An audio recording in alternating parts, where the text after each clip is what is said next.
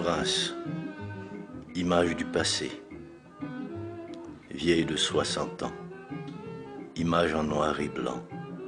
Mais ce n'est pas pour vous habituer à un travail de deuil. Ces images veulent surtout montrer le changement et la permanence. De quoi est faite une ville, dans son épaisseur, sa fragilité ou sa force. Question essentielle qu'on se pose, qu'on a envie de poser en regardant les images effacées dans notre souvenir. Le palais national d'une blancheur impeccable, la cathédrale de Port-au-Prince d'un rose bonbon à croquer. À Port-au-Prince, nous avions la rue à portée de la main. Chaque passant avait un temps de parole. On vivait dans la nonchalance des conversations. On ne s'engueulait pas.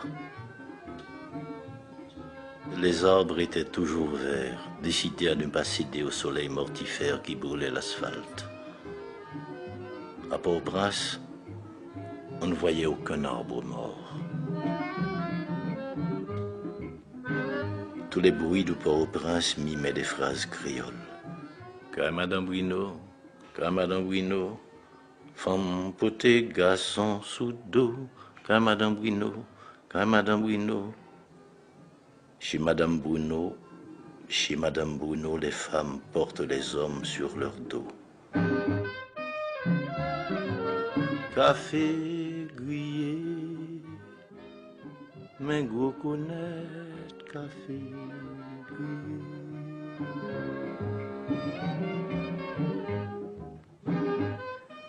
Sous les vérandas, les adultes jouaient aux cartes ou aux dominos. Ils donnaient des audiences, c'est-à-dire le petit récit vraisemblable construit à partir de la vie ordinaire.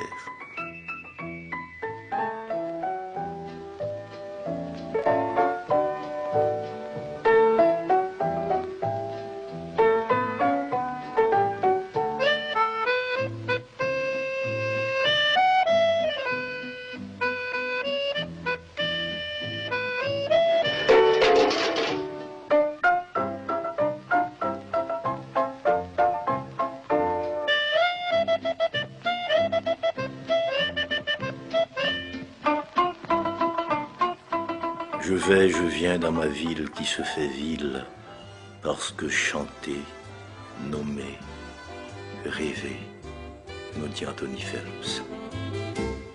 Moi fait là you bel petit pays qui baigne dans mer des Antilles. Pays m'si là, oui me révèle, li tellement douce, tellement tranquille. Haïti, c'est qu'on s'alrélait.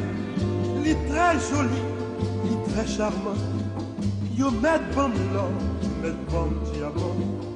Moi pas besoin quitter. Haïti, Haïti. Moi rêve pour toute la vie. Haïti, maman chérie. C'est un bras pour moi mourir. Haïti, Haïti. Le soir, les enfants se rassemblaient pour raconter des histoires. Nous apprenions à avoir peur gentiment. Les fêtards dansaient partout dans Port-au-Prince jusqu'au petit matin. La modernité faisait son entrée lentement par les boîtes de nuit et de casinos internationaux où les gens riches acceptaient de perdre. La ville vivait la nuit. Et les néons des enseignes lumineuses donnaient à Port-au-Prince une couleur d'incendie. La ville avait ses poètes, Oussan Camille, René Bélance, Jean Brière.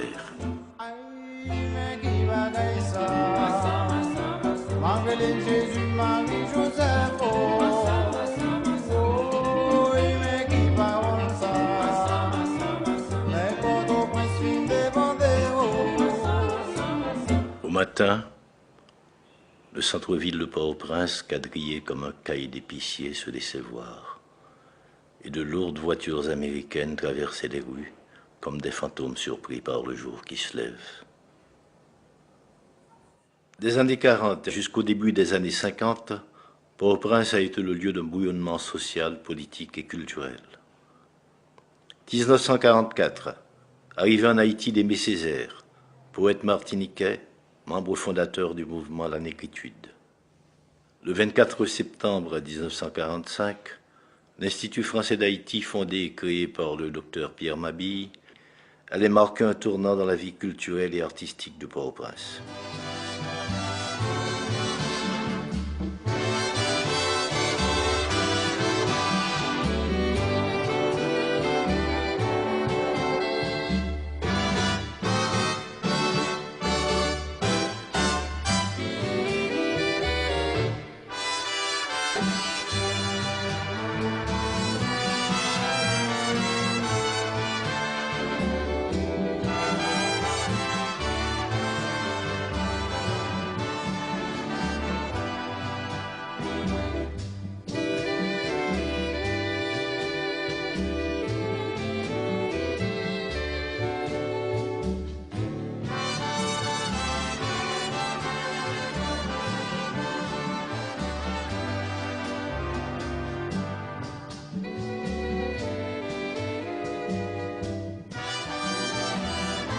Le 4 décembre 1945, séjour d'André Breton en Haïti.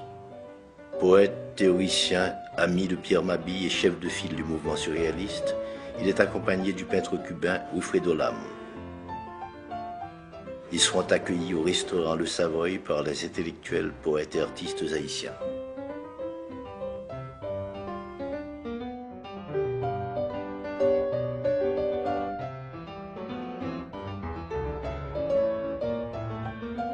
André Breton, dans son discours au Savoy, nous dit ceci.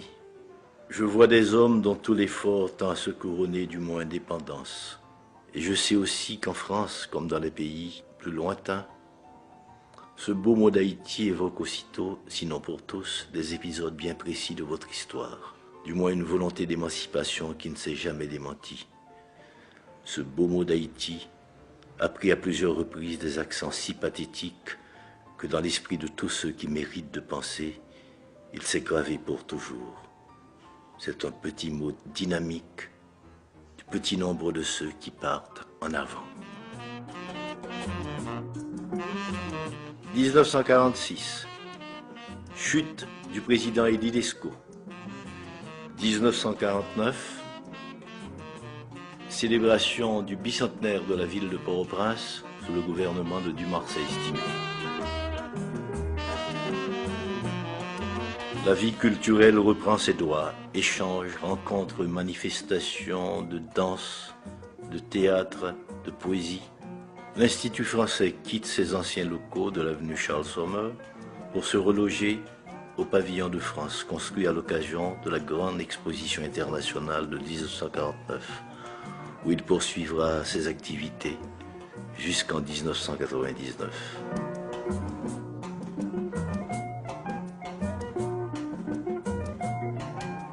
Logé actuellement au Bois Vernat, l'Institut, cette vieille dame franco-haïtienne, a retrouvé son air d'autrefois. Elle semble même prête à s'accorder aux promesses du tricentenaire de cette ville, Port-au-Prince, qu'il a vu naître.